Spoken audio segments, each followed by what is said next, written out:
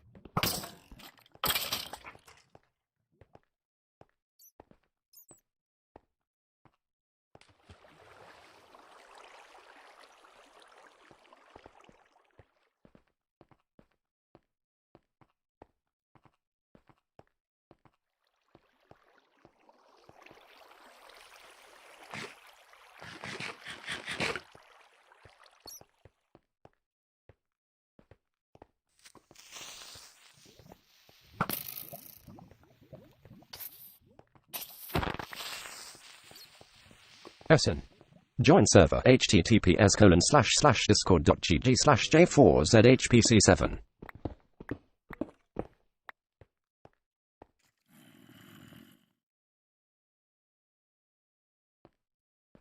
Yeah.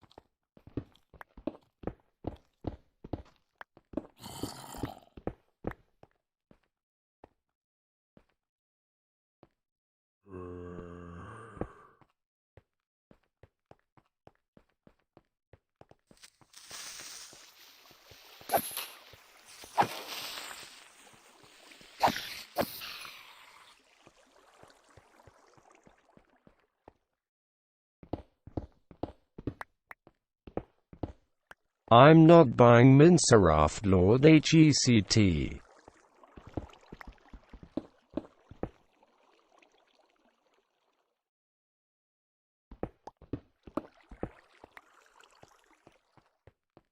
Buy it.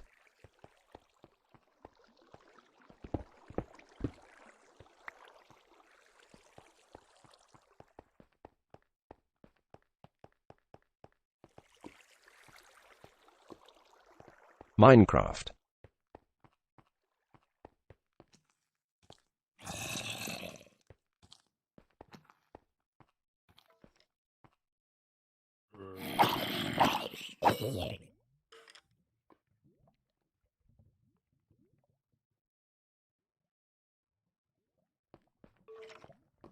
But Germanized. Such a good game.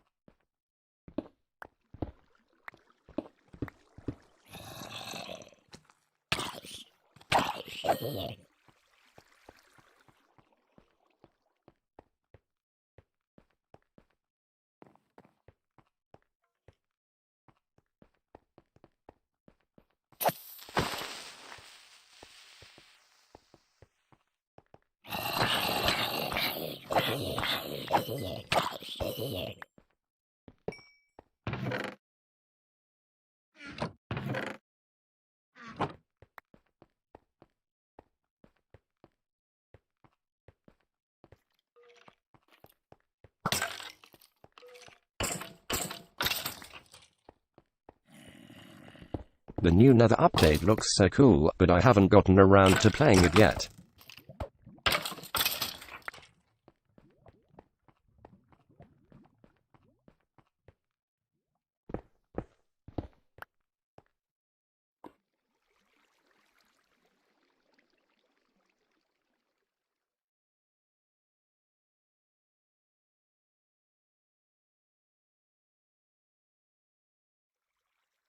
Kinda wanna wait for the Optifine update first, but that'll take months.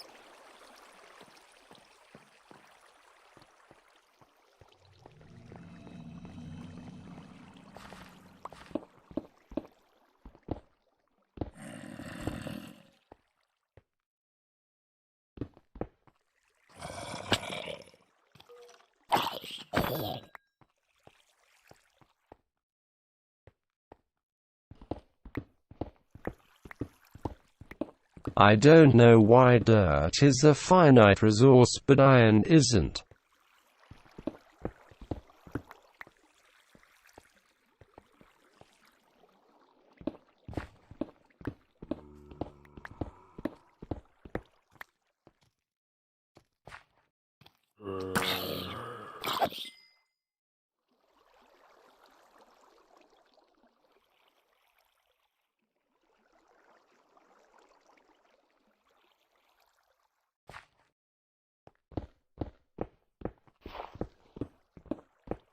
Play the game and find out.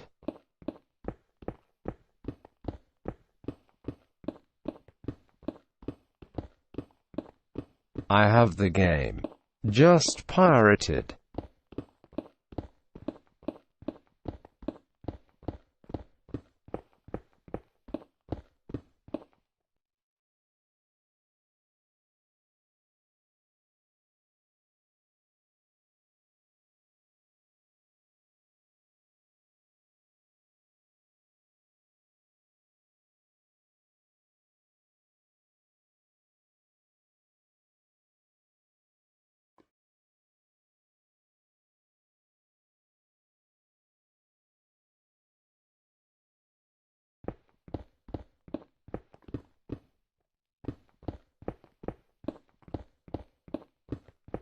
Yeah, you should buy it.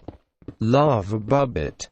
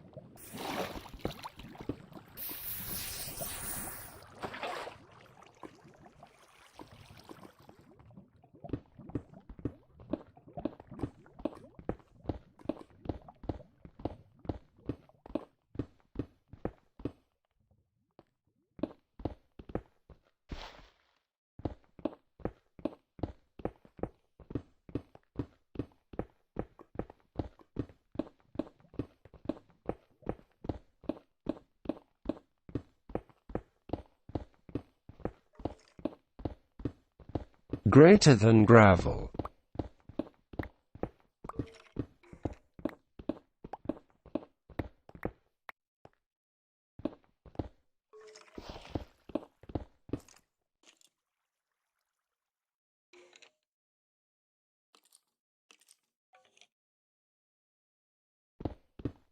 Annoying bitch of a block.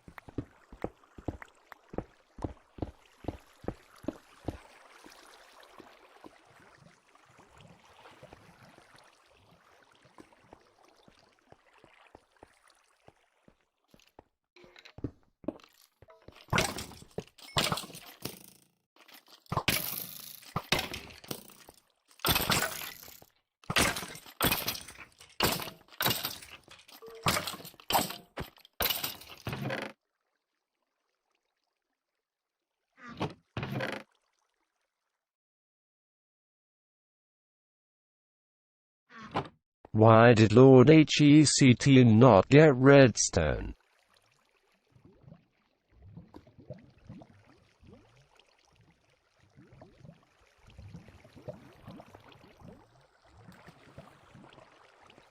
Because it's worthless.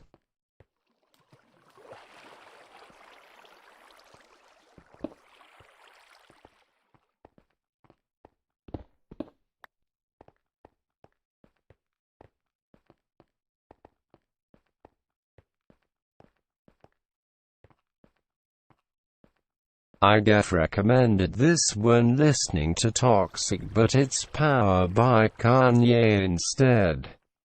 Beautiful.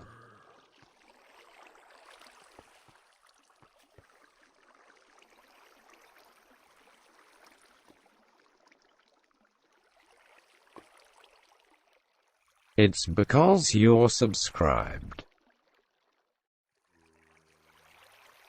Yes. Toxic, but it's powered by Kanye. Yes.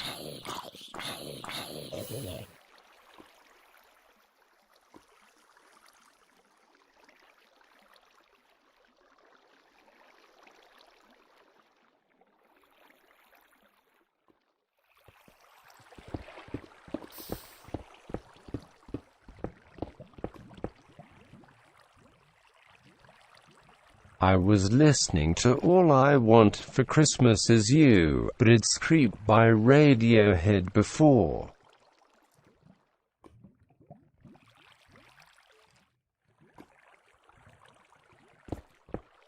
I was going to listen to it, but I can't stand blonde American celebrities.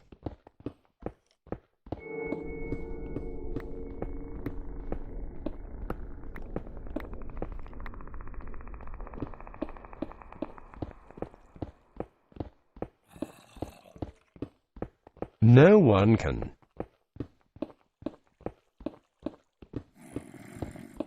Who can?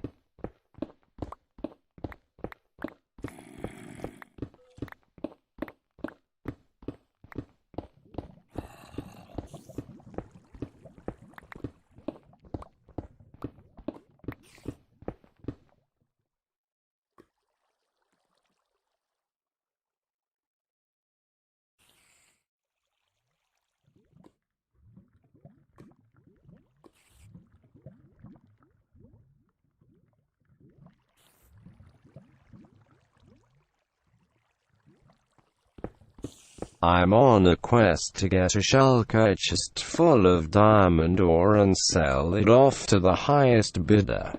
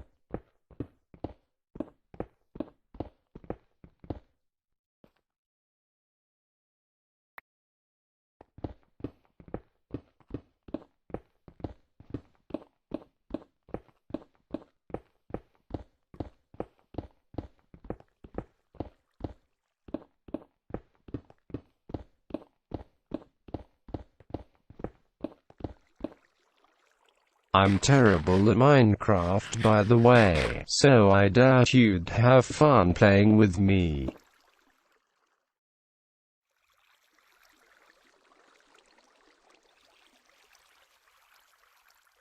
I'm terrible as well.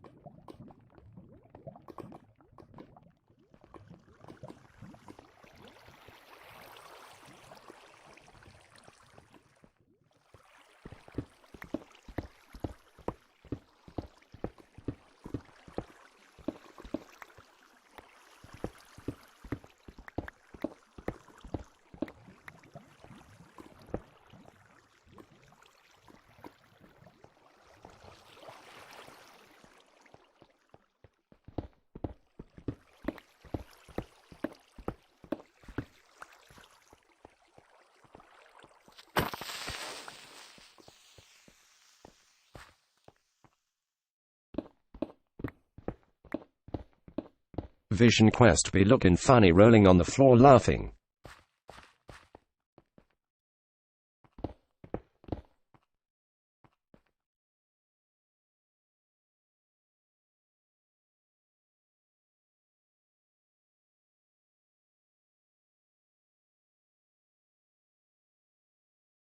KEK.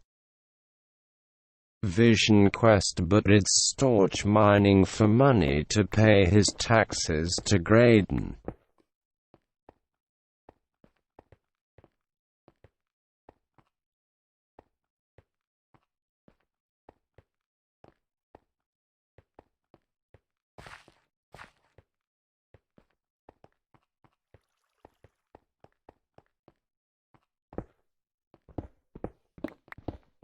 Taxation is theft.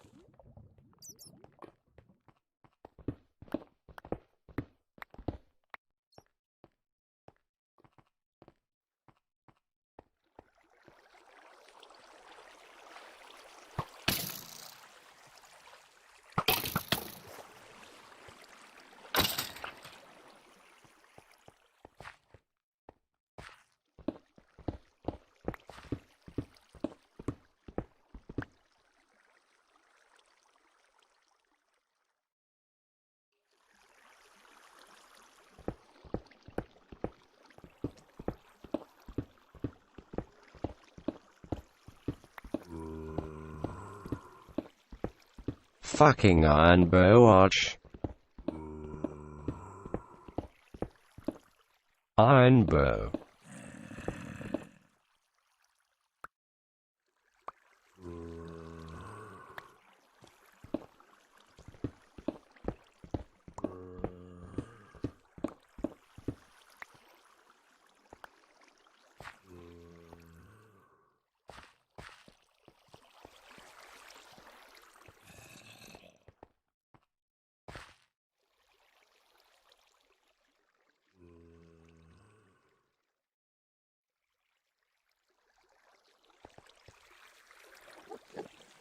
There's no woodbow in Fey.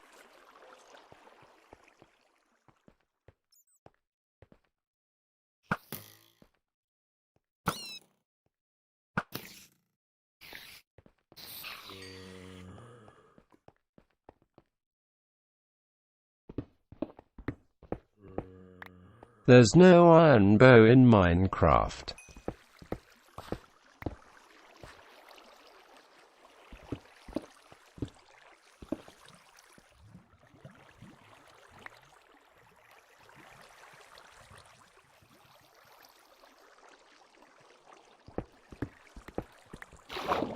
Oh.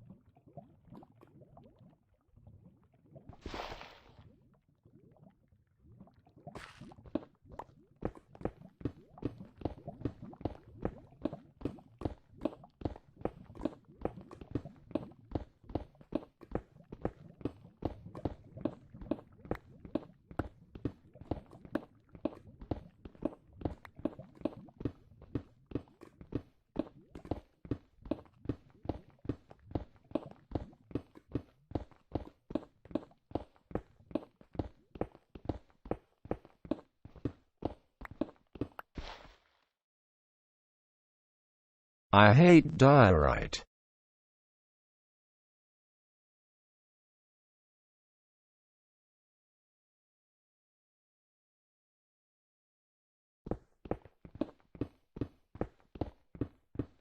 Should I play some of that catgirl ASMR in the background?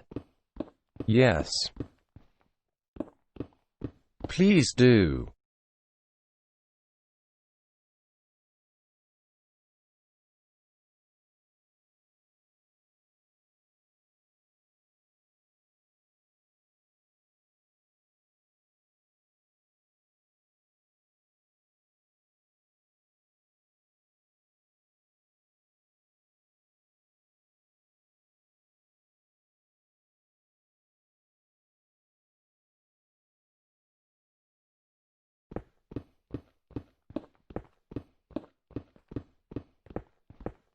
No, we already played Camilla roleplay ASMR in the background, and to this day, it's still ruining my YouTube recommendations.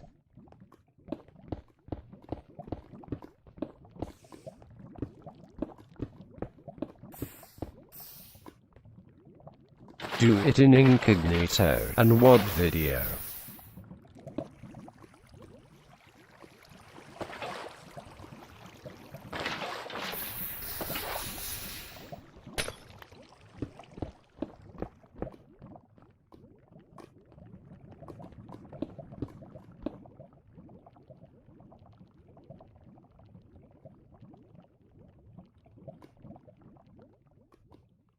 Fuck incognito mode.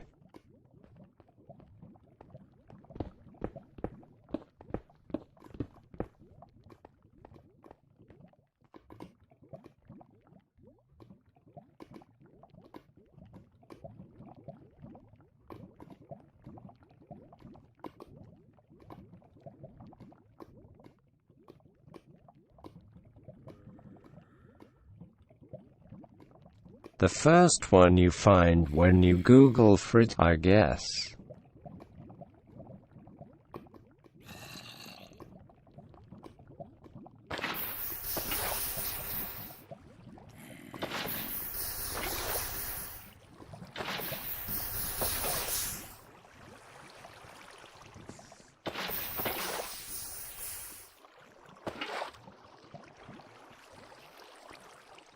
Speaking of incognito, time to check Shadman's exploits.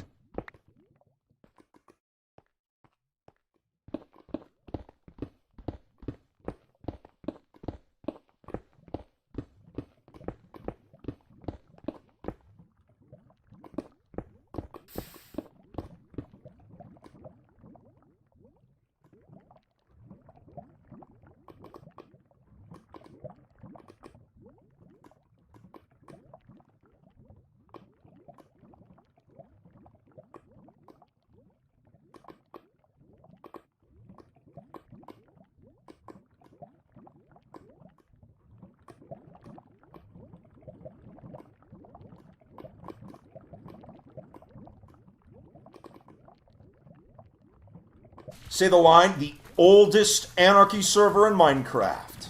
The oldest anarchy server in Minecraft. The oldest anarchy server in Minecraft. Here on the oldest anarchy server in all of Minecraft. The oldest anarchy server in Minecraft. The oldest anarchy server in Minecraft. Not the oldest anarchy server in Minecraft. Oldest anarchy server in the world. To the oldest anarchy server in Minecraft history. The oldest anarchy server in Minecraft. The oldest anarchy server in Minecraft. Oldest anarchy server in Minecraft. Oldest anarchy server in Minecraft. And the oldest anarchy server in Minecraft. Oldest anarchy server in Minecraft. Oldest anarchy server in Minecraft. It's the oldest anarchy server in Minecraft. It's the oldest anarchy server in all of Minecraft. I'm the world's oldest anarchy server in all of Minecraft. I'm the oldest anarchy server in Minecraft. The oldest anarchy server in Minecraft. The oldest anarchy server in all of Minecraft. The oldest anarchy server in Minecraft. The oldest anarchy server in Minecraft. The oldest anarchy server in all of Minecraft. The oldest anarchy server in all of Minecraft. The oldest anarchy server in Minecraft history. The oldest anarchy server in Minecraft. The oldest anarchy server in Minecraft. The oldest anarchy server in Minecraft. The oldest anarchy server in Minecraft history. Minecraft's oldest anarchy server. The oldest anarchy server in Minecraft history. The world's oldest anarchy server. The oldest anarchy server in Minecraft. Minecraft's oldest anarchy server. The oldest anarchy server in Minecraft. The oldest anarchy server in Minecraft. The oldest anarchy server in Minecraft. The oldest anarchy server in Minecraft. And the oldest anarchy server in Minecraft. The oldest anarchy server in all of Minecraft. The oldest anarchy server in Minecraft history. The oldest anarchy server in Minecraft. The oldest anarchy server in Minecraft. The oldest anarchy server in Minecraft.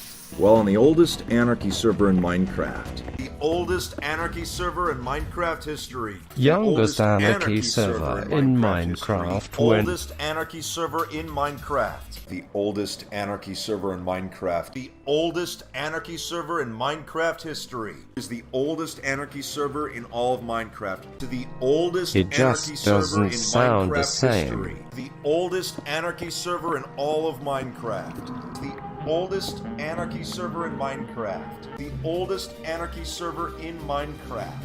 The oldest anarchy server in Minecraft. The oldest anarchy server in Minecraft.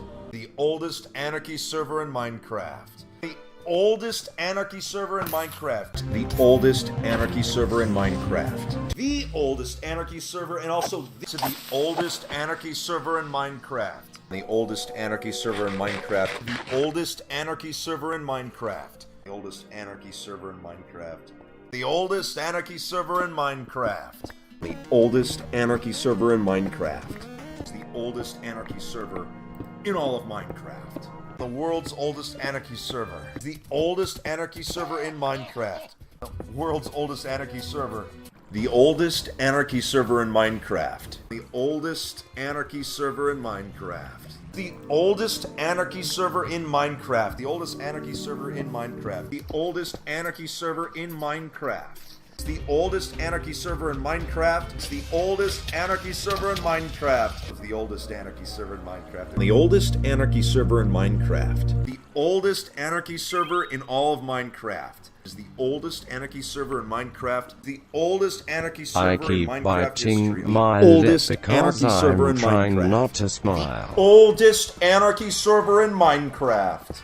The oldest anarchy server in Minecraft. The oldest anarchy server in Minecraft history. The world's oldest anarchy server. The oldest anarchy server in Minecraft. Is the oldest anarchy server in Minecraft. And the oldest anarchy server in Minecraft. The oldest anarchy server in Minecraft. The oldest anarchy server in Minecraft. The oldest anarchy server in Minecraft. The oldest anarchy server in Minecraft. The oldest anarchy server in Minecraft. I'm gonna learn how to speak German so you can play games in German from now on. Anarchy server. The oldest anarchy server in Minecraft history. The oldest anarchy server in Minecraft. The oldest anarchy server in Minecraft. Oldest anarchy server in Minecraft. And the oldest anarchy server in Minecraft. The oldest anarchy server in Minecraft history. The oldest anarchy server in Minecraft history. The oldest anarchy server in Minecraft. Is the oldest anarchy server in Minecraft. The oldest anarchy server in Minecraft history. The oldest anarchy server in Minecraft. The oldest anarchy server in Minecraft. The oldest anarchy server in Minecraft. The oldest anarchy server in Minecraft. The oldest anarchy server in Minecraft. And the oldest anarchy server in Minecraft. And the oldest anarchy server in Minecraft. And the oldest anarchy server. The oldest anarchy server in Minecraft. The oldest anarchy server in Minecraft.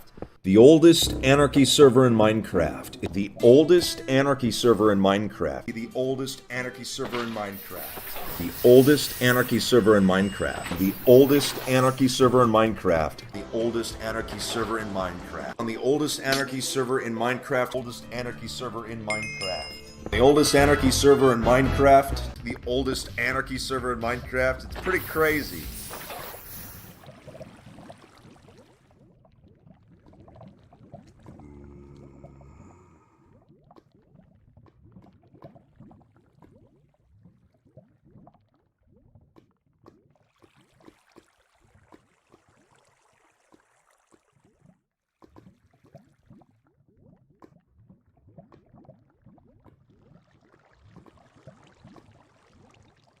Also, I watch Camellia ASMR all the time, and it's never in my recommendeds.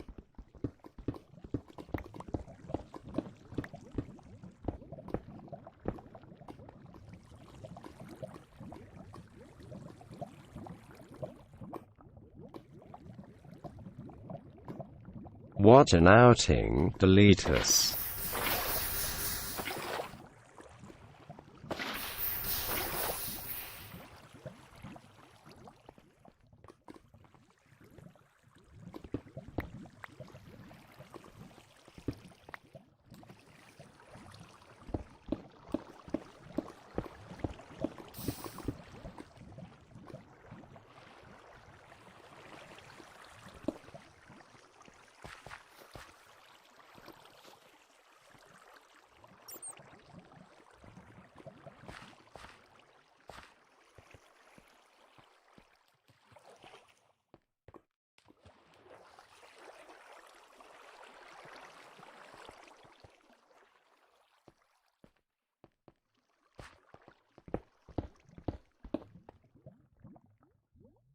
All I get, I will say anything that does not involve money to make you smile, Lord HECT.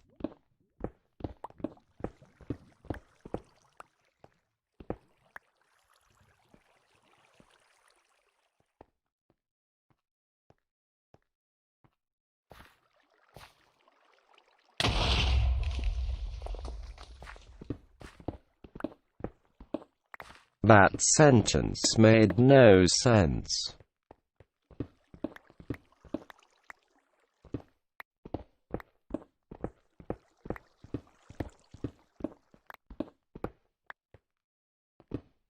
Creeper.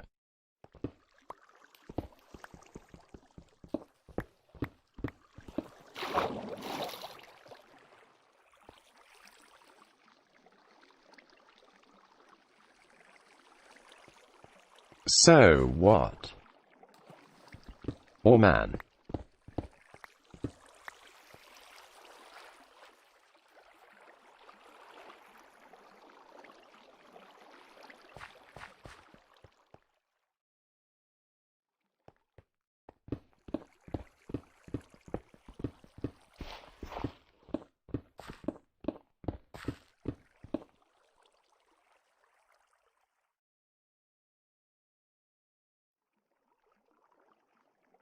.2b2t.org, Minecraft's oldest anarchy server, 1.13 in the Java edition, is going to affect the oldest anarchy server in Minecraft. But secondly, could something like the oldest anarchy server in Minecraft? You ready to see some hacks on the oldest anarchy server in Minecraft? Let's go. Picture this in your head for me.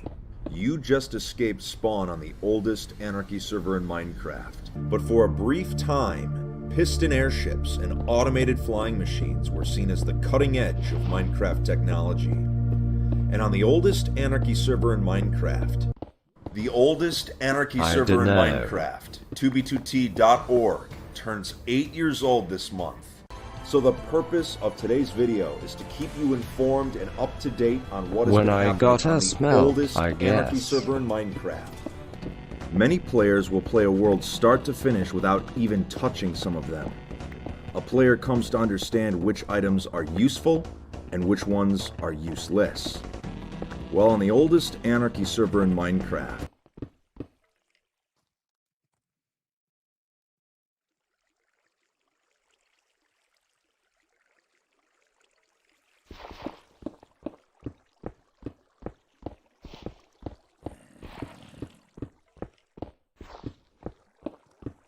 Good night, HECT. The same joke twice in one night isn't funny. Don't leave me.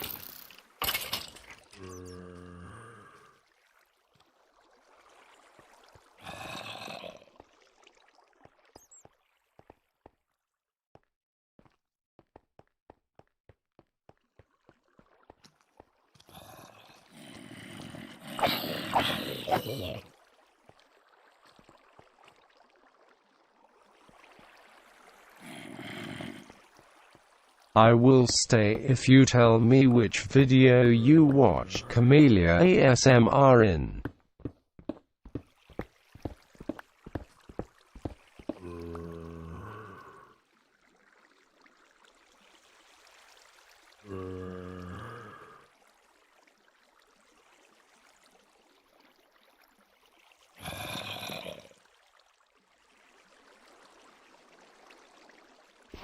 One of the Phase 7 Iron Man streams and probably some unlisted Minecraft stream.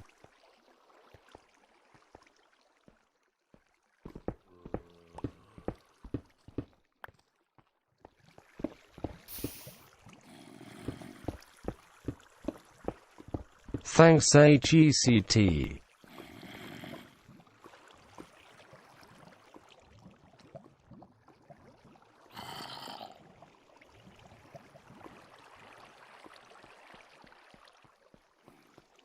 Why do you want to know Deletus?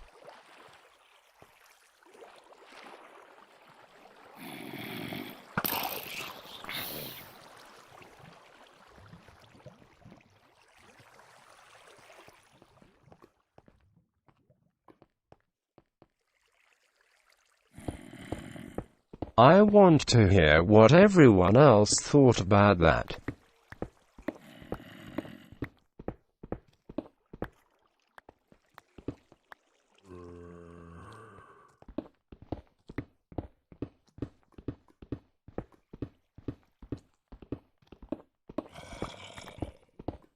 Like stream.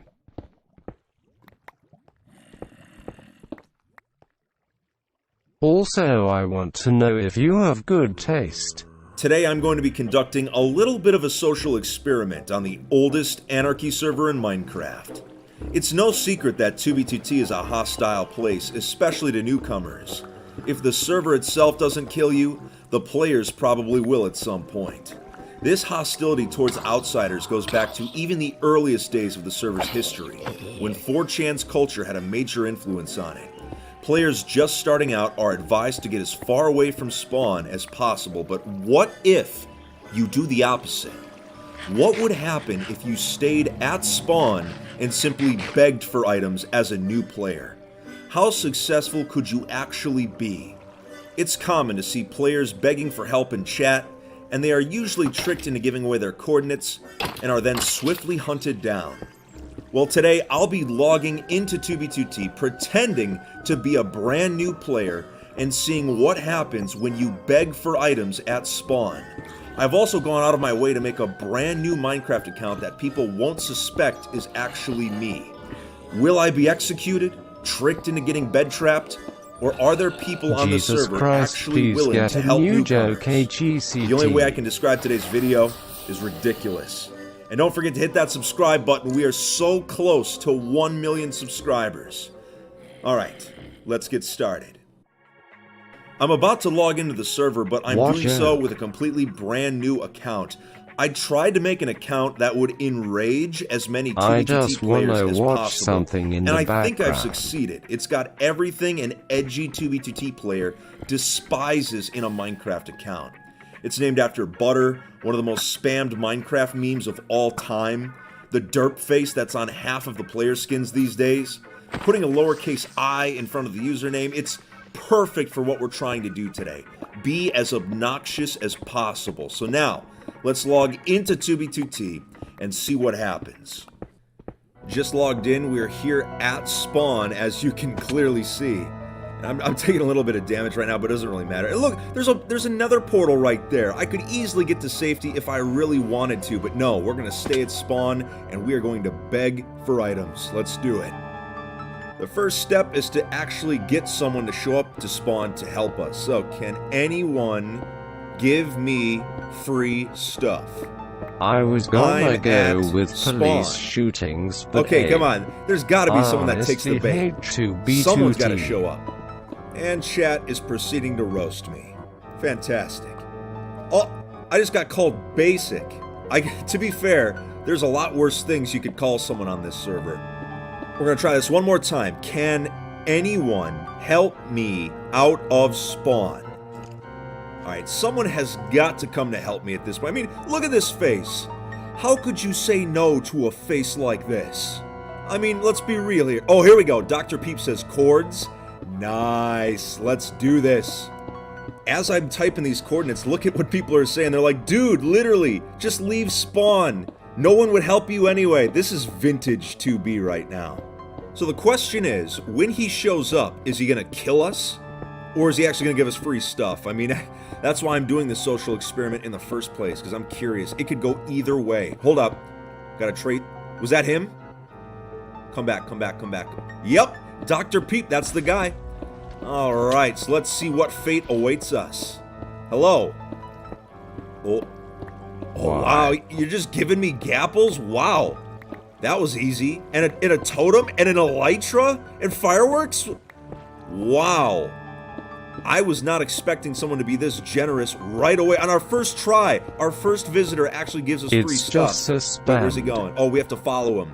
I can't use my elytra hacks because I don't want him to get suspicious of us. We have to act like a new player, so I'm just gonna casually glide without my elytra hacks. That's right, don't mind me. I'm just a typical noob. I have no idea what I'm doing.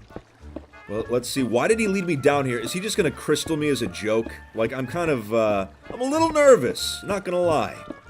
He's got a shulker out here. It's got some PvP stuff in it, but I feel like if he was actually going to kill me, he would have done it by now. I mean, why else would you give me an elytra that I could easily use to escape? Let's see what happens. Oh, some chorus fruit. You're too good. And you're just giving me a stack of weaponry like Join this? server, These crystals, https://discord.gg/j4. This guy is going above and beyond. And you know what else is crazy, though? Let me just thank him real quick. Thank you. I'm genuinely surprised that someone is being this generous. And this was our first try. It's great to see that there are genuinely nice people on the server these days, but I get the feeling that he's going to be the only nice person that we find today. I mean, let's face it, it's only downhill from here. He gave out items the right way, though. He didn't just give me tons of duped gear. He gave me the bare necessities that I would need to survive. That's probably the best way to do it. I'm going to actually put all this stuff in an e-chest, so that way we can start... Wow, really? I am stuck in bedrock right now. Well, you know, at least I have chorus fruit. This is exactly why chorus fruit are so useful. Look at that. Out. Good as new. Good as new. Like nothing ever happened. I love it. Now that I've got this stuff in my e-chest here, we can continue the experiment. So we've got one person that came to help us so far, but I get the feeling the next person is going to try and kill us. Hey, how do you do, fellow new player? We've got someone else on their way to my coordinates right now to quote-unquote help me out. We'll see how much help they actually provide. I bet you they're going to kill us. Alright, there's a tracer above us, so that's probably... Ow! Okay, yep, it's our guy. Alright, excellent. So let's see what happens. A gapple. Okay, just because he gave us a gapple does not mean he's here to help us. It is a common tactic on 2B2T to give new players just like a few gapples to gain their trust, and then you end up betraying them moments later. So I'm expecting us to get murked at any second now. Uh-oh. Night soon. Oh, look at that. I knew it. The bed trap is coming. So what he's doing right now, he's mining up all of those ender chests with just a normal pickaxe to get the obsidian for a trap. There is actually a hack that allows you to quickly build an obsidian structure around someone so they can't move. He's probably going to bed trap us. Let's take a little peek in this shulker here. Oh, I saw all those beds. Yep, I knew it. The bed trap. It's a-coming. It's a-coming. And there it is. Yeah, let's just sleep in this bed. What's the worst that could possibly happen? He is growing impatient. Yeah, look how badly he wants this bed trap. He's like, look, I'm sleeping in the bed. It's completely safe. What's the worst that could possibly happen? Little does he know, he's talking to the bed trapping expert. I was bed trapping people on 2B2T before I even became a YouTuber in 2016. He doesn't know who he's talking to here. Now I'm playing dumb to see how aggravated he gets. I said, how do I sleep? He says, click on the bed. Okay, let's click on the bed. Oh, yep, nothing happened.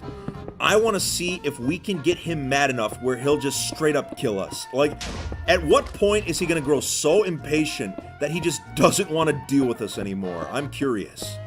Just bounce on the bed. I can't imagine he's too happy right now. He's still trying to tell us how to sleep in the bed. This is essentially reverse trolling. We are trolling the troll. We are not going to fall for this bed trap, so we're just wasting his time. You know what? I'm going to start making some demands. Let's ask for a kit before we sleep in the bed. Let's see if he's dumb enough to actually drop a kit for us before making me sleep in the bed. There we go. Can I have the kit first, please? Let's see what he says. Come on, you know. Sure, okay. Is he actually going to do it? No way. If he actually gives us a kit, that's going to be hilarious. Alright, let's see.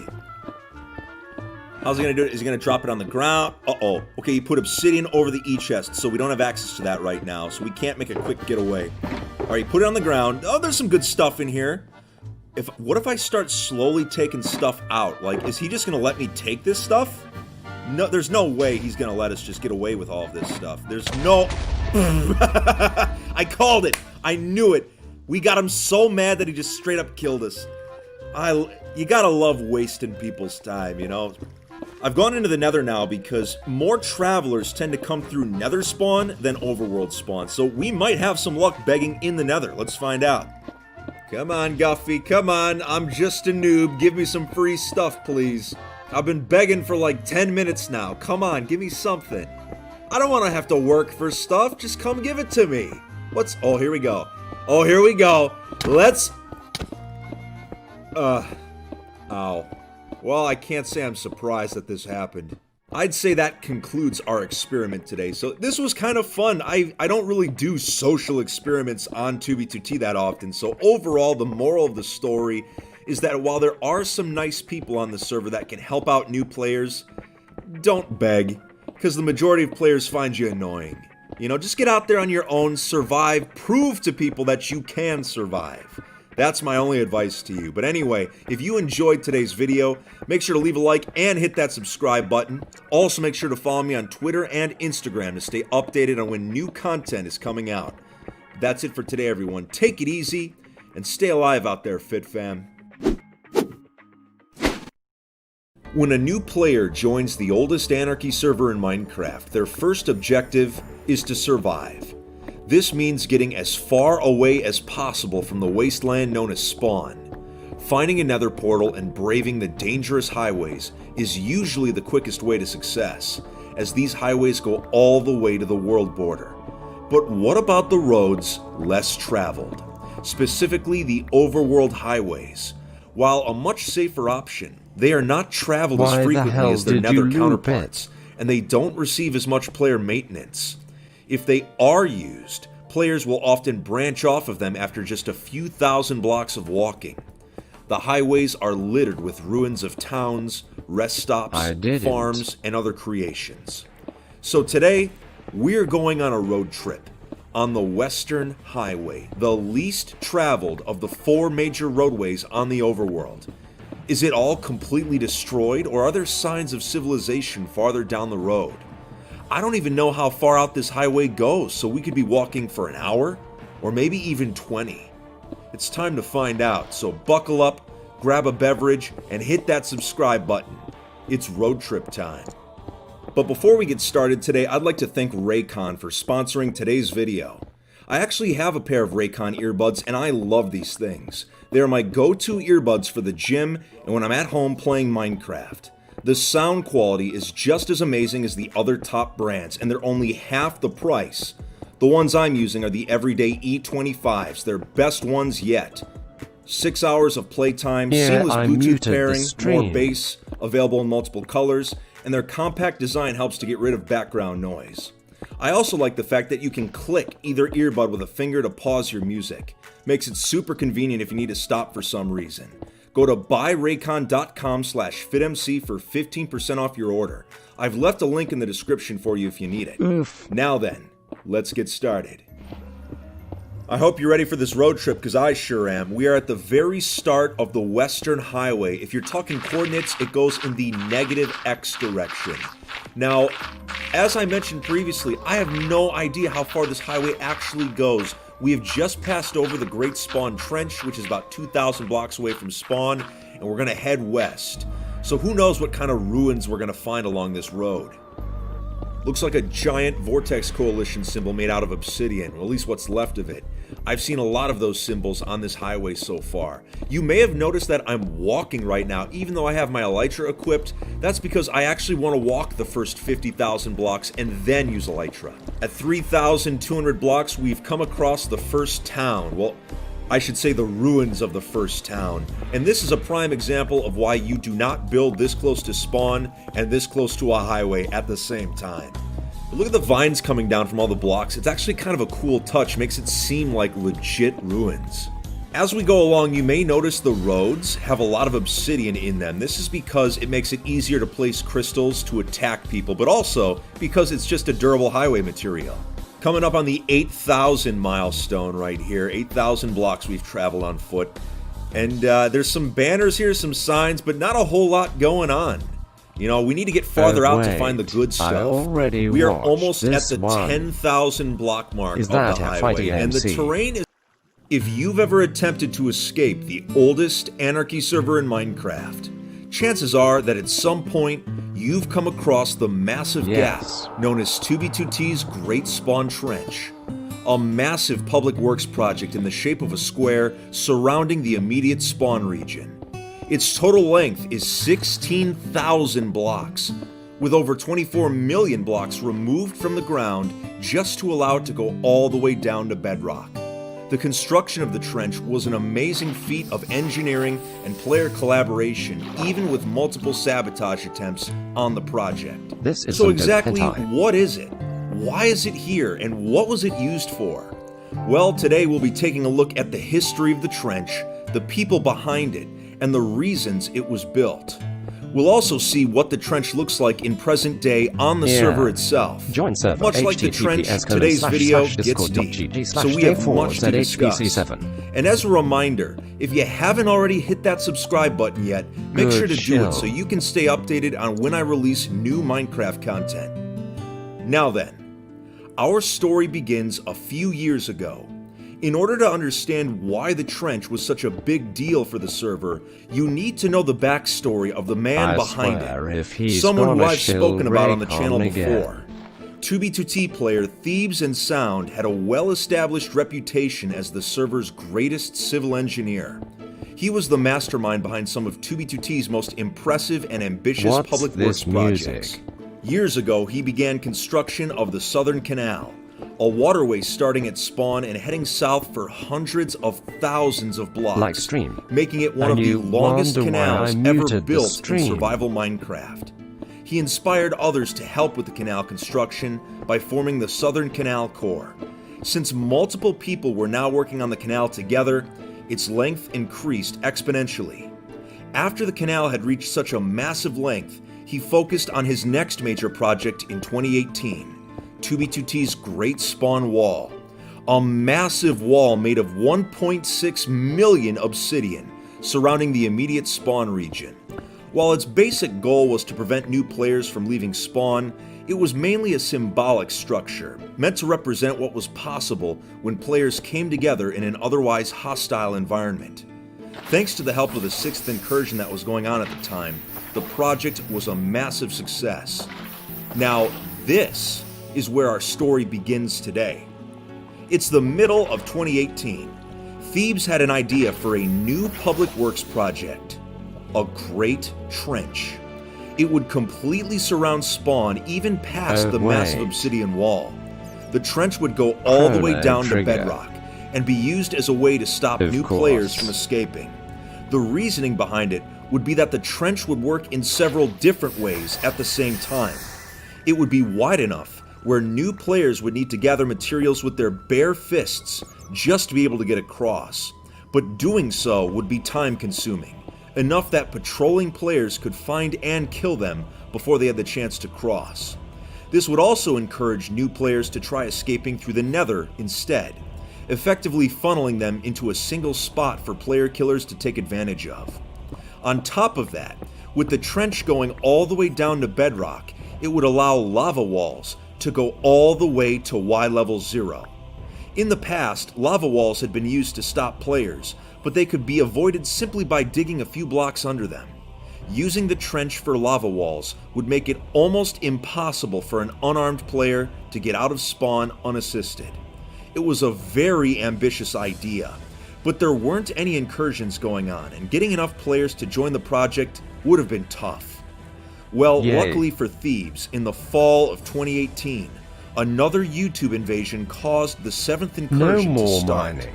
He quickly got involved and managed to find enough players that wanted to help out with the trench project. It was not going to be an easy task.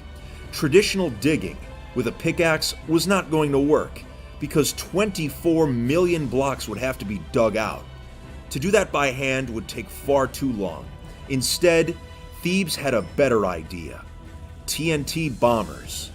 Thebes himself had used them previously in building the later sections of the Southern Canal, and had even come up with his own specialized designs for use on 2B2T. Now it was time to put them to work on a large scale. First, all water source blocks on the surface needed to be cleared in order for the TNT explosions to be able to destroy blocks. Once all the water was removed, TNT bombers were constructed and used to destroy all blocks down to bedrock. Multiple members of the Trench Project would construct bombers and let them run for as long as necessary. Large lava casts often stood in the way, so the bombers had to be built up high in order to cut through them. Obsidian was used as a guide to ensure only blocks within the two lines were destroyed, so any rogue TNT wouldn't cause too much damage. While progress was coming along smoothly, there were still sabotage attempts on the trench, where players would attempt to blow up the bombers or to kill the trench crew. Despite multiple attempts, they were not successful, and the trench construction continued. Everything was going according to plan, but eventually the 7th incursion started to collapse from the inside due to leadership failures. Thebes saw the train wreck coming and quietly informed the trench crew that they would be separating their project from the incursion. Everybody involved understood and continued their bombing efforts. Their loyalty to Thebes and the Trench Project was strong, and after a few more weeks of hard work, the trench formed a full square around the spawn region, going all the way down to bedrock. The trench was finally complete. But since the incursion was over and the objective of killing new players was gone, the lava wall portion of the project was not necessary. The trench crew were proud of what they had accomplished and went their separate ways. Thebes would continue on several different projects and even started experimenting with new ways to lava cast more efficiently using redstone contraptions. But now, it's time for us to log into 2B2T ourselves and see what has become of the trench. Let's do this. Here I am on 2B2T, on my favorite alt account, K-Pop Bob, backed by popular demand, but let's go check out the trench and see how it's held up the past 2 years.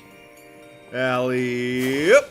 There we go. Alright, the trench is only a few hundred blocks away, so we're gonna just take a nice casual flight over there.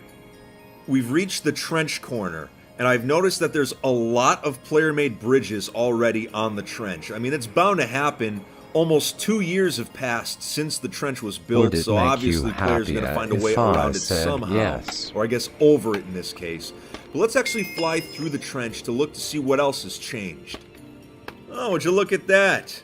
A skeleton horse just chilling in the trench here. Good luck getting it out of the trench though, jeez. But yeah, Thunder and Lightning has been re-enabled on the server recently, so that explains why we're seeing more and more skeleton horses as of late. It's a bit weird.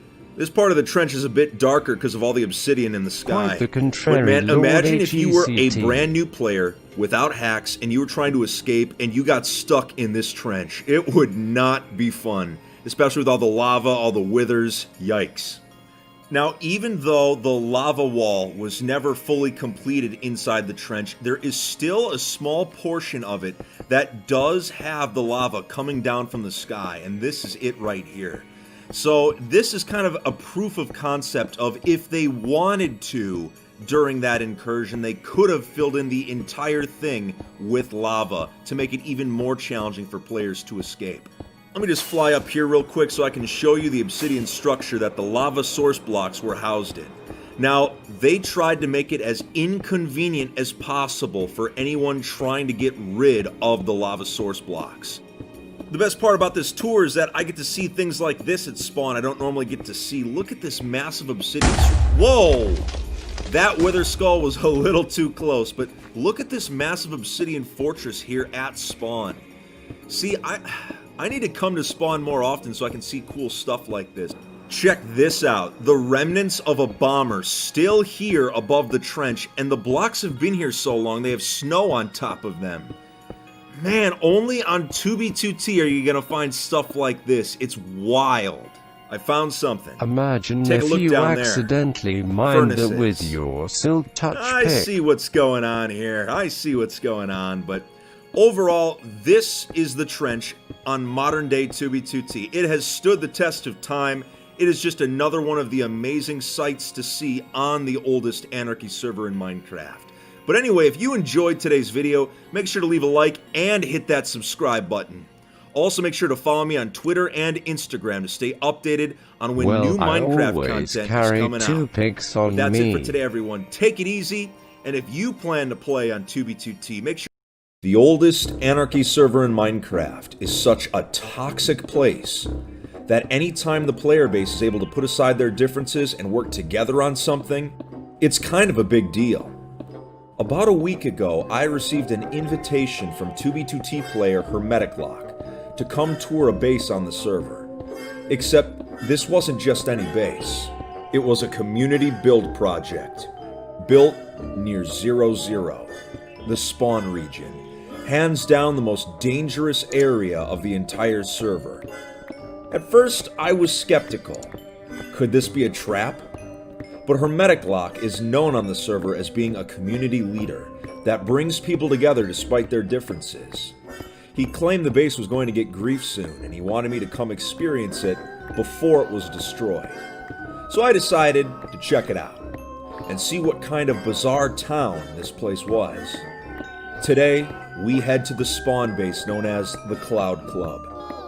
I have no idea what to expect. I know it looks like I'm not moving right now, but I'm actually flying fairly quickly towards this Cloud Club, or whatever it's called. House has enabled elytras for the time being just to see if the server does alright with them, but there's no guarantee that they're going to be around very long, so that's why I'm using mine while I still can. Anyway, we should be approaching the base, and I have two objectives today.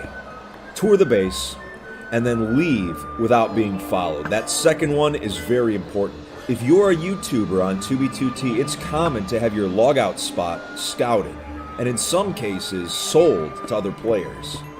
It's happened in the past, and I'd rather that not happen to me.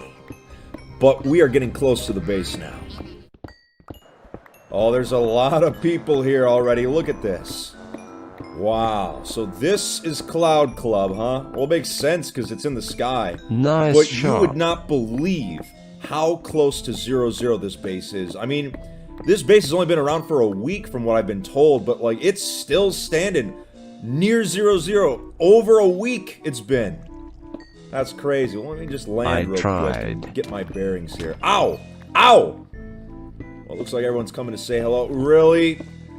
I mean, yeah, hey, I'm just a normal 2B2T player like you guys. I don't know why you're crowding me like this. I don't have time to sign autographs. I have a base to tour. Jeez, alright, I need to get this tour started. I can't be standing around like a putz. Let's get going. So we're on top of this spawn mason lodge, it looks like. There's a ship off in the distance made out of obsidian. There's a lot for us to see today. Yeah, come on, guys, just... Well, anyway, let's get in here. All these spawn... What? Oh, is that Etika? Oh my god, look at this map art. This is incredible. Man, I miss you, man. Whoever made this has to be like 16 map arts in one. That's insane. Wow. Let's head out to the central area here. I see a lot of spawn mason banners here. Yeah, from what I've been told, the spawn masons helped build this. I know XCC2's group sort of had a role in this base as well. A lot of people involved, according to Hermetic Lock, so it's very cool to see all this work put into action. But there's no rhyme or reason to this place. I mean, there's vines going down. I'm gonna turn off my ESP. Let's take a look at these signs real quick. So these are all the players that have been involved with this place. So, like I said, it's anytime the community on 2v2t comes together for anything, it's a big deal. Because normally they're so toxic to each other, them actually working together, it's pretty impressive. And so far, I mean, I'm not really getting attacked or anything. It seems to be a peaceful place. Are those all pig spawners? Let's check this out. Why would you make map art of that? That was absolutely disgusting. I never want to see those map arts again. Ugh. Sheesh. Look at this Charmander. Look at this Charmander. That's pretty dope. Hopefully no one's got a flint and steel. And look at this NFE tower. If you guys don't, if you don't know, if you haven't seen some of my previous videos, the NFE was an old spawn base back in the day that XCC2 would really maintain. What do we got over here? More cabins, it looks like. Cool sandstone tower, tons of beacons, a little tropical beach area that's floating next to snowy trees. Wait, I thought I heard note blocks.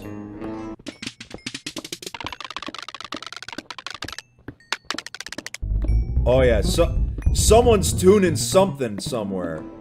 Jeez, oh look at all these bookcases. Man. Oh, wait. That's a lot of boats. That is a lot of boats, man. Why would you stack boats this high? I don't get it. You know what?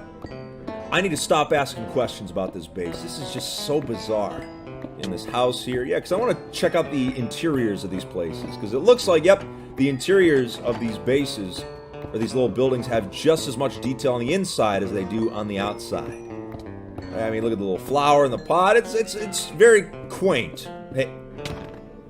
Really? I mean, I can still exit the building, as you can clearly see. Alright, but anyway, let's keep going. No one's gonna stop us touring this base. Yeah, I love the fact that House has re-enabled Elytra. It's just like, it's made life so much easier. I hope... Ow! Ow! Could you knock it off? Thank you. I hope House keeps Elytra around for a while. Gen 5 right now it seems like they're not video. easily exploited, so we might have functional Elytra for a while. Fingers crossed. What is this book? Finsta is king? No, I don't think so. Let's write an appropriate message. Finsta is a wank pheasant. There we go, that's more appropriate. Love, Fitems. Ow! A book. What does this say? What does this say? Yeah, I'm just gonna burn this book real quick. I think I want to check out, like, the ring over here. So there's, like, a little flight ring for people to fly through with their Elytra, and it's got, like, lava in it. It's on fire on the outside. It's a cool-looking ring. It is very cool. So overall, all these floating, structures, different people contributed. It's a really cool-looking base, but now it is time for me to leave. But the tricky part is leaving this base without getting followed, because I know these guys are going to follow me. So getting out of here while not being tracked is going to be tricky, because we all have the same Elytra speed, so outrunning them, or outflying them, is not really going to be an option here. I might be able to do some maneuvers to get away from them, but House has sort of, like, stopped vanilla maximum speed. So even if you are in vanilla flight mode, if you try and fly too quickly, the server will just stop you in your tracks. So maybe if I can get all the way up here, they won't follow me as badly. No, they're still coming up. We're above build limit now. I mean, you can see our player models are disappearing. Go down. See, right there, it stopped me because I was going too fast, even though it was vanilla flight. Yep, there, it stopped me again. Housemaster re-enabling Elytra. I mean, there's always a monkey paw. Yeah, we can fly, but we can't go very fast, can we? If I stay low to the ground, maybe I can shake them. No, they're still coming. They still want to follow me. Like I said, it is imperative that I'm able to get to a spot where they cannot follow, where I can log out. I do not want my location tracked. Let's see. There you go. Let's go all the way up here. I gotta be able to shake them this way. I'll go up, and then I'll do a swan dive straight down. Maybe that'll shake them.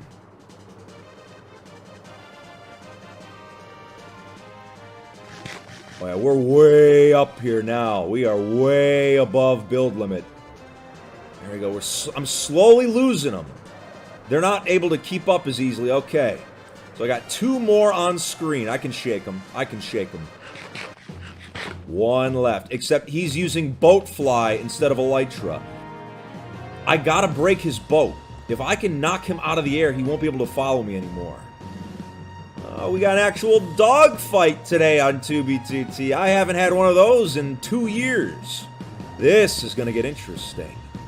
That's right, keep following me. I have boat aura enabled, so if I can break his boat with my axe, he'll fall. And it should be enough time for me to escape out of tracer range. Let's fly a little low here, see if he follows. He's still following me. He's keeping up right now. Maybe I can use an arrow to knock him off when he's least expecting it. Let me just pretend like I'm AFK. Let him get close. Let him get close. Let him get close. Ah, he moved as soon as I looked at. Yup, he knows what's up. Come here. Come here. Come here. I'm gonna break your boat, boy.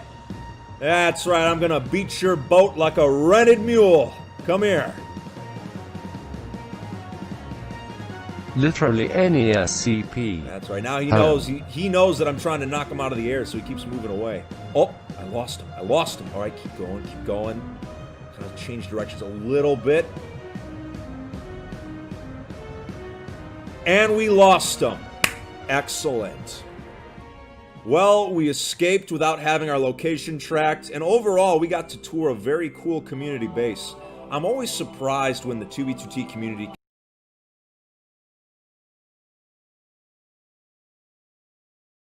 Hey everyone! Before we start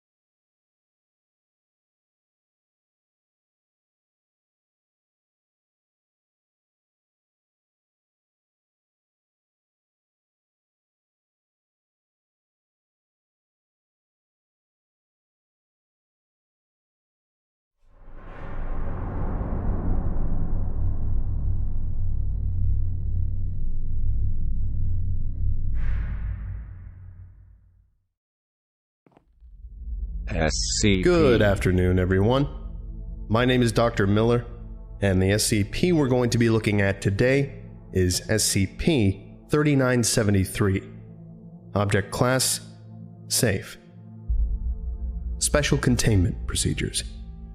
The following paragraph was stricken from the document, but I figured I'd include it anyway. SCP-3973 is to be kept in a locked box and placed inside a standard anomalous item locker. This is much Site better. 16 storage. I like this Testing guy. is approved for staff level 2 and higher. Staff who wish to test SCP-3973 must make an entry in the logbook located in the Site 16 storage room. This concludes the stricken portion of the containment procedures. Following Interview 3973-1 and Dr. Harpy's request, SCP-3973's containment procedures are to be changed.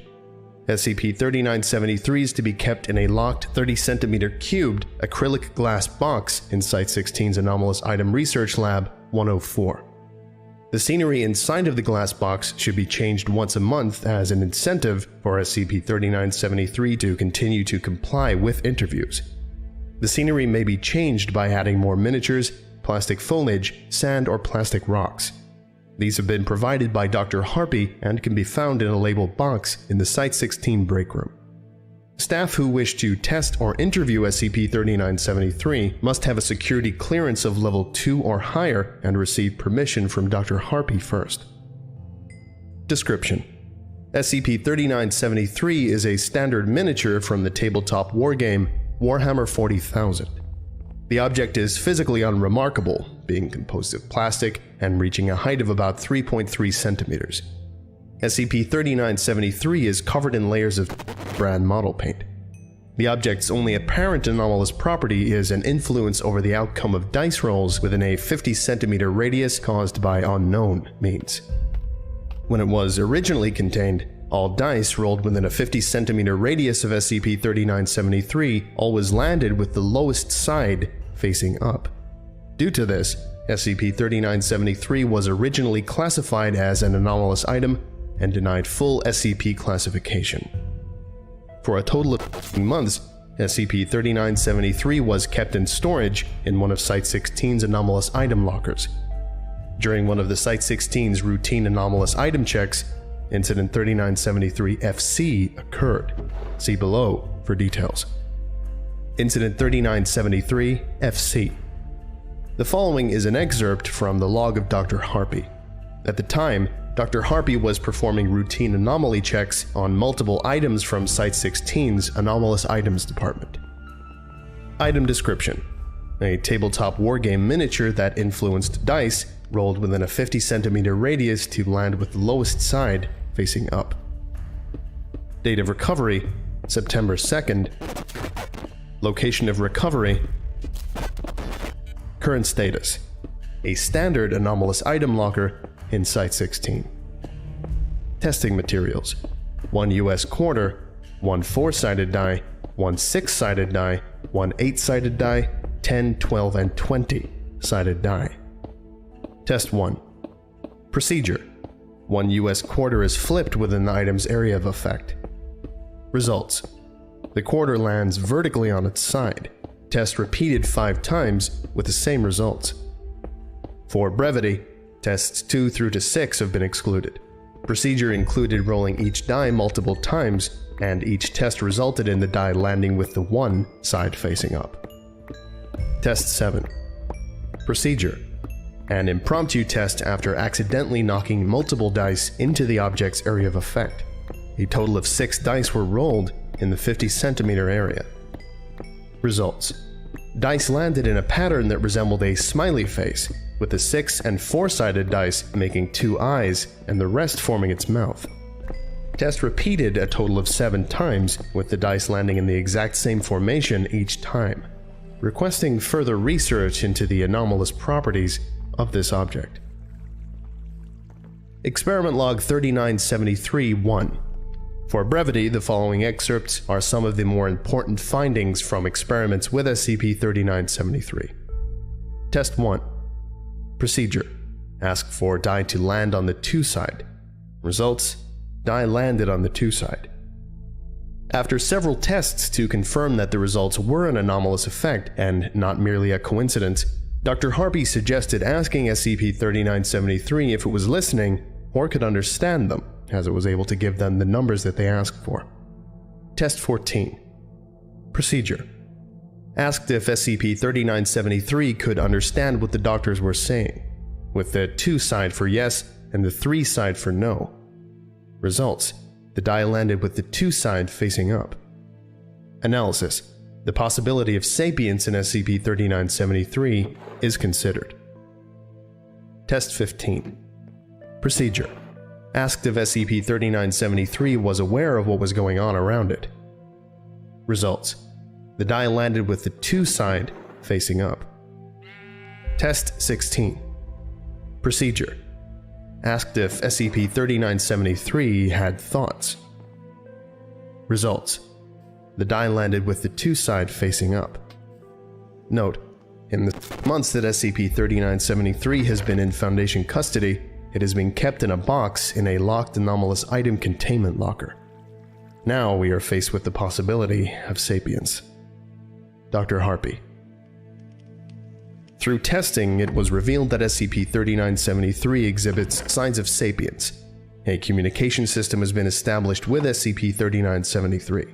The object must be placed on a surface that has a radius less than 50 centimeters. The interviewer can then roll a 20-sided and 6-sided die. SCP-3973 will make the die show a number that lines up with a letter of the alphabet. If the letter is on a spot in the alphabet lower than 20, SCP-3973 will make the 6-sided die fall off the table. All dice falling off the table indicates a period. Interview 3973-1. Interviewed SCP-3973. Interviewer Dr. Harpy. Forward. Dr. Harpy performed the interview with the aforementioned dice-based communication system. And for entertainment value, SCP-3973 has been given a voice by my AI Acid. Playing log now. What's the first thing that you can remember, SCP-3973? Where is Commander? What is that? Commander. Can you elaborate? Commander took me and Squad in, put us together, made us the men we are today. What? Where is that? Others. There are more like you. Others, but not like me. Look the same, but no brains. Still, nice to be around. What's the last thing that you can remember before being put into our Somewhere custody? underground. Commander was upset. Not sure why. Was helping Commander win big battle, giving highest rolls. People seemed mad at Commander. Call them cheater. I thought I did something wrong. Decided to give lowest instead of highest from then on. Too late. Commander left us in a drop pod. I think I see. What do you do Done there? well, SCP-3973. Any closing remarks? Thank you for listening, Sergeant. End log. Note. Sell Following things interview and get money. 3973-1, I am formally requesting a change in the containment procedures for SCP-3973. I suggest moving the object to a glass box in an anomalous item research lab so it can see people more often as a Money. reward for being compliant during interviews. Dr. Harpy. Addendum. SCP-3973 was discovered at In-game a currency. wargame tournament in the city of... A Foundation agent who was attending that tournament on their personal time and heard rumors of a competitor who had been accused of cheating at multiple tournaments, left all his figures behind in a box after getting banned for cheating at the tournament. Agents took the box home to try to find out how the cheating had occurred. Shortly after, the anomalous property was discovered. Several items were discovered in the box that SCP-3973 was found in, including several more Space Marine miniatures, several types of dice, and photographs of miniatures posed together. SCP-3973 is possibly in one of them. I don't know about all of you, but an item that can influence chance? I don't know. Seems to me like we're just scratching the surface of what this thing can do. If it can influence chance, where does it end? Anyway, I'm thinking too much. They don't like it when I think. Thank you for listening, if indeed you still are, and you were all dismissed. Goodbye.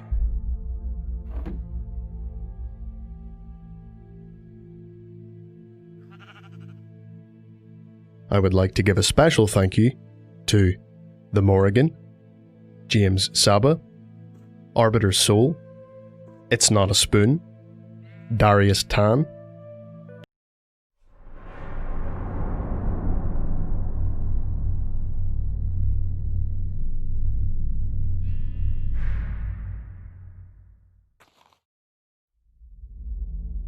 Good afternoon, everyone.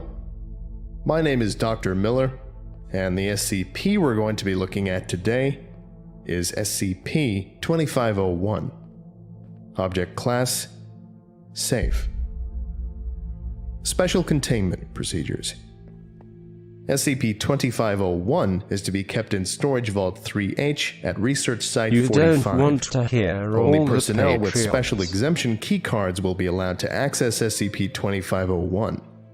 However, the use and/or misuse of SCP-2501 is strictly prohibited, punishable up to termination. All previous documentation No. regarding SCP-2501 is to be kept on high-security Foundation servers. Because of the destructive potential of SCP-2501, special exemption keycards will only be granted under special authorization from the O5 Council. Description: SCP-2501 is a mechanical gauntlet designed to be adapted to a human hand and forearm. SCP-2501 is made of an unknown lightweight material and is powered through unknown means. SCP-2501 shows no markings or numbers to give any indication of an origin or manufacturer.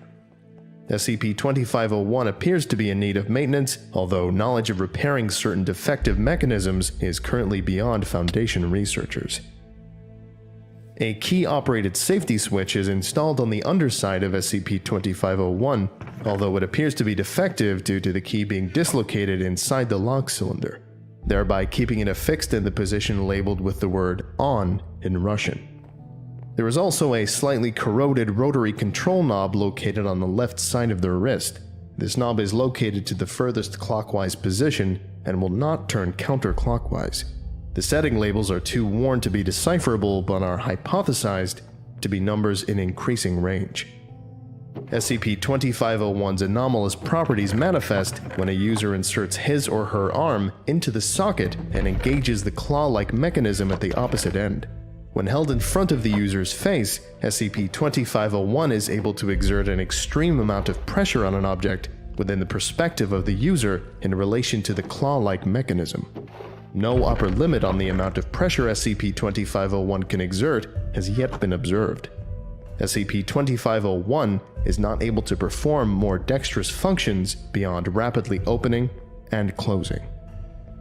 Distance from the user to an object does not affect the end result, neither does density or size of the object.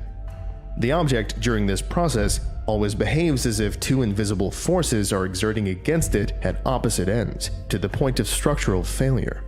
Using SCP-2501 on media such as fluids or gases has no effect. The following information requires a Level 2 access.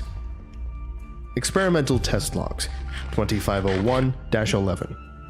Subject: Research Technician using SCP-2501 on designated items. Procedure: SCP-2501 used normally as its designed function. Results: Test 1. Item: Steel soup can, full, 1 meter distance. Result: destroyed via compression. Comments: Can crushed to a thickness of 0.08 millimeters. Soup had to be cleaned off of lab equipment. It was recommended that future testing be conducted outside. Test 2.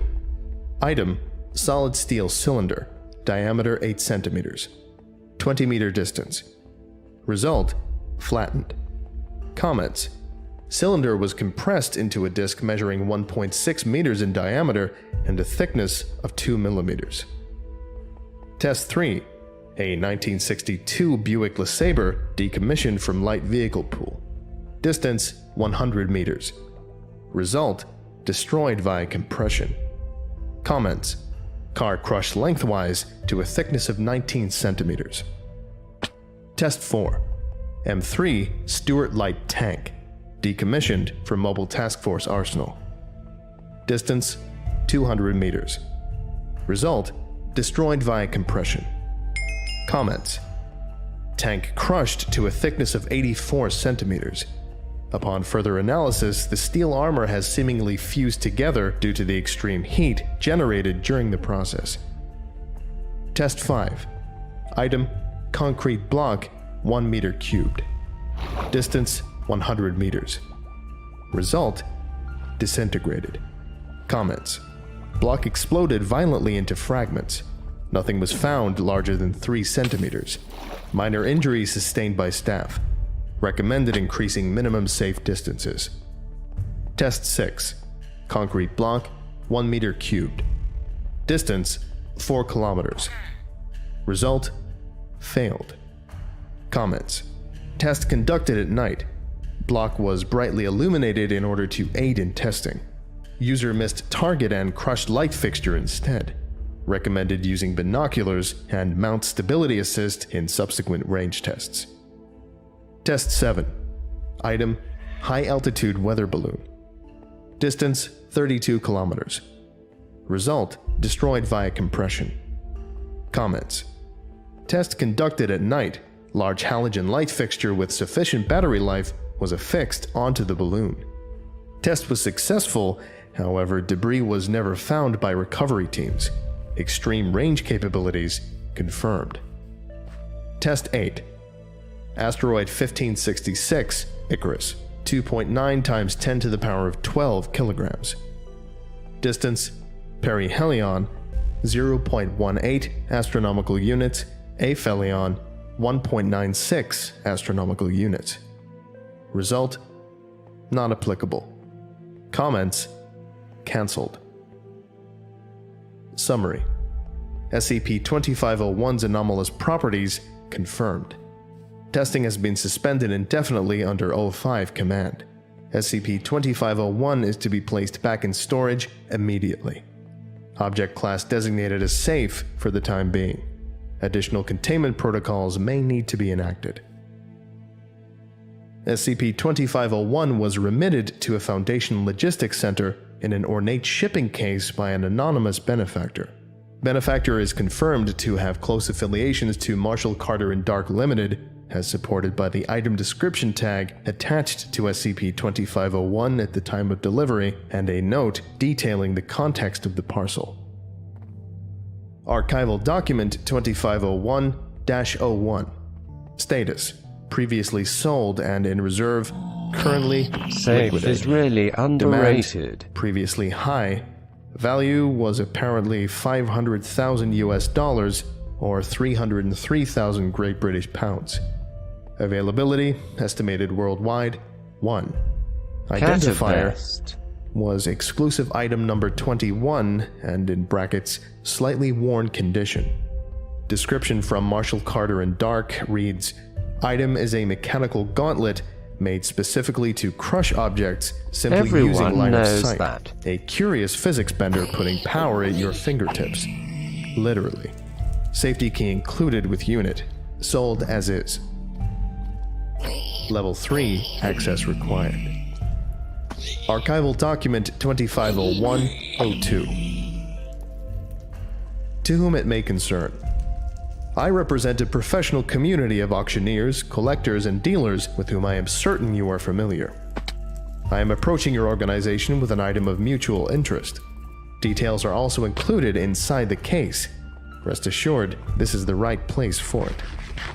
Understandably, you may have many questions. I am not able to divulge details as it would stand as a conflict of interest towards my colleagues and clients. Still, our motives for this remittance is rather pertinent. Simply put, we are strictly dealers of art and curios, and very rarely there are items that we come across that are not inherently or obviously threatening to that integral distinction. Such is the nature of this item, as valuable as it may be. We at Marshall Carter and Dark Limited feel that it is in our mutual benefit, meaning us as well as the SCP Foundation, that this remain in your safekeeping. We usually retain a level of impartiality for what our clients do or do not do after the closing of a sale. However, in light of a few isolated incidents regarding our clients' intentions with this particular device and their affiliations by and large, it is safe to assume that selling said item would be a poor business decision on our part. Storage also constitutes a problem, as an extreme demand for the item rather interrupts the objectives and stable business of Marshall Carter and Dark Limited. Nobody enjoys being a teller at a bank that is under threat of robbery every waking moment. In short, keeping the item in the inventory is more trouble than it's worth. Exceedingly so. So, for the sake of famous landmarks, monuments, certain nations, our continued enterprise, and quite possibly the sun or moon, we hand this over to persons more experienced and adept at Yeah. locking things away from the world. Please accept our gift free of charge from us to you. P.S. Included is a box of La Maison du Chocolat and a certificate of store credit in the amount of Great British pounds as a further extension of our gratitude. Forever grateful, Lady Emily Alcott Carter, June 8th, 1968. Items included with the package outside of SCP-2501 itself were recorded and/or destroyed. No formal response from the Foundation has been sent regarding this action. Okay. I think that about does it for today. Thank you all for listening, if indeed you still are, and you are all dismissed. Goodbye.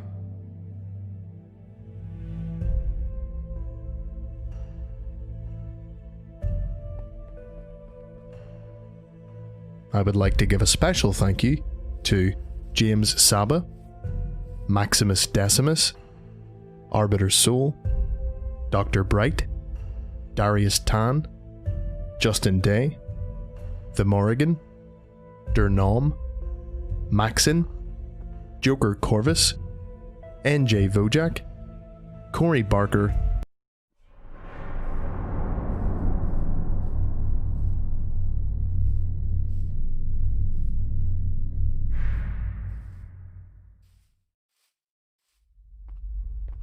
Good afternoon, everyone. My name is Dr. Miller, and the SCP we're going to be looking at today is SCP-1427. Object Class: Keter. Special Containment Procedures. SCP-1427 is to be contained on site at the Runyang Containment Operations Center, RCOC, operated by the Foundation in partnership with the Korean People's Army, KPA. Due to the artifact's effects, Foundation personnel are not to enter the DPRK, approach to within 130 kilometers of the SCP-1427 exclusion zone, or attempt to interact daily with the object itself. Foundation personnel are to provide remote support to on-site DPRK personnel. Under no circumstances are Foundation personnel to attempt to dissuade KPA containment staff from incorrect or unusual beliefs concerning the nature of their duties at the RCOC or the nature of their national government. As authoritarian, submissive personality traits provide conditional immunity to the signal broadcast by the artifact, Foundation personnel assigned to off-site monitoring must meet the following psychological testing criteria. Standardized Milgram Compliance Panel, greater than 71, IP Openness Panel, less than 39, RWA Authoritarian Submission Panel, greater than 17, and RWA Conventionality Panel, greater than 31. At present, only 3 national governments possess citizens with conditioning suitable for containment of SCP-1427. The Republic of Turkmenistan, the Republic of the Union of Myanmar, and the Democratic People's Republic of Korea, or DPRK for short. Of the 3 suitable containment areas, political issues render North Korea the only government suitable for long-term containment. Accordingly, embedded Foundation affiliates in UN Security Council member states shall take no action tending to destabilize the DPRK, promote democratization, or permit the entry of psychologically unsuitable foreigners into the 600-meter red zone surrounding the Runyang complex. In the event of democratization, destabilization, or nuclear war, Foundation intergovernmental liaisons shall attempt to transfer the object to a designated secondary containment site. In the event that no secondary containment sites are available, the primary containment site and its surrounding environment are to be thermally sterilized using non-nuclear force, without regard to the risk of civilian casualties.